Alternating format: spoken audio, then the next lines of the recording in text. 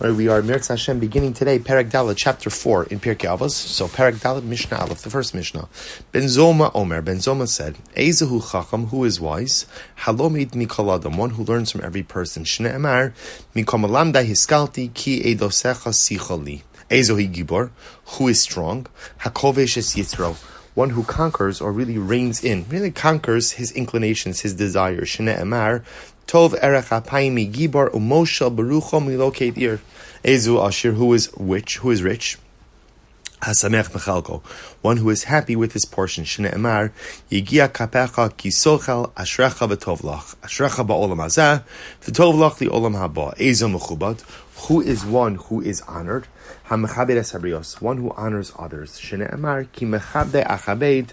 So let's divide up the Mishnah. So first Ben Zoma says, who is wise? One who learns from every person. Ezu Chacham, Halomid Mikol Adam. The Rabbi Yonon explains here something very profound. The Rabbi Yonon explains, he says, Amru Chachmei HaUmos, Ki Yodea Kol Chachmos, Im Eino Oiv Chachma, Eino Chacham Ela Tipeshu.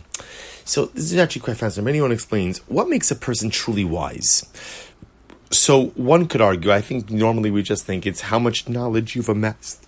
The challenge just is, no matter how much knowledge you've amassed, there's always more to learn. There's always more knowledge. The Rabbi Yonon explains, one who is wise is a person who loves wisdom. He loves wisdom.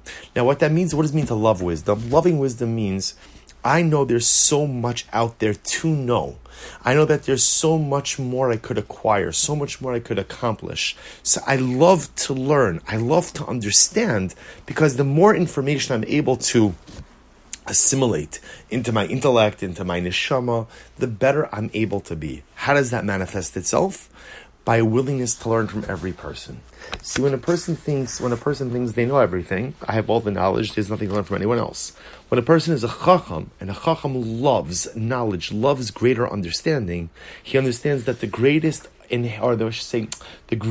sources of additional understanding and wisdom come from other people.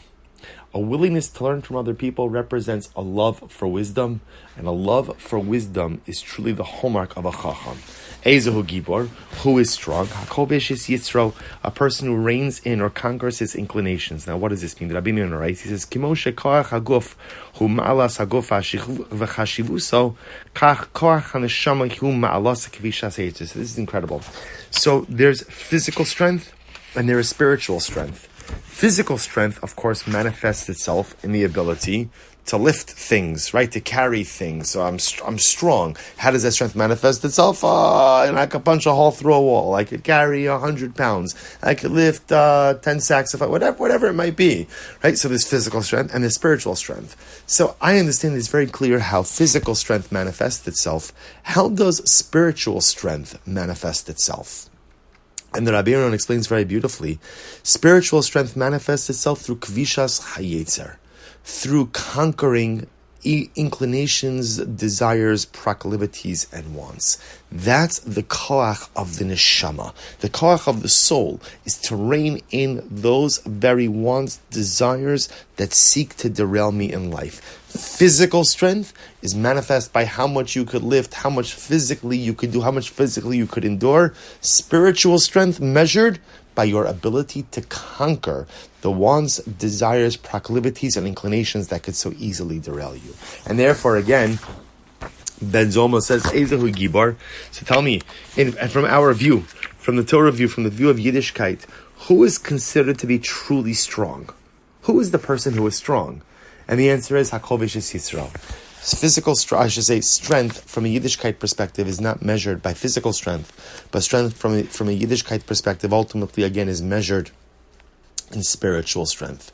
How much can you take control of your life? How much can you rein in the different parts, the different forces that seek to derail you? An incredibly profound idea. True strength, and this has so many different applications in that strength is often exhibited, and here's what's interesting, I guess.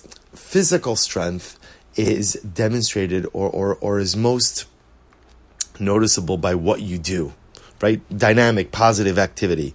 Spiritual strength sometimes is most greatest manifest, or is most, the The way it's often expressed in the most profound way is not through what you do, but it's actually the ability to restrain oneself, the ability not to do, the ability to hold back, the ability not to indulge, the ability not to satisfy every single desire. And it's not just desires, the ability to hold my tongue because what I have to say is negative, detrimental, or maybe just hurtful.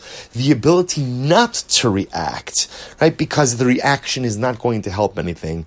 That's the greatest demonstration of strength. So an interesting paradigm that whereas physical strength is often expressed by doing things, spiritual strength is often expressed in its greatest way in restraint. And Ben Zoma says, what's the greatest form of strength? Ezehu Gibar Hakovesh Es Yisrael. The ability to rein in, the ability to restrain, the ability to hold back, the ability to not indulge, the ability to not take part, the ability to not respond, the ability to hold myself back from engaging in life activities which will fundamentally undermine my growth.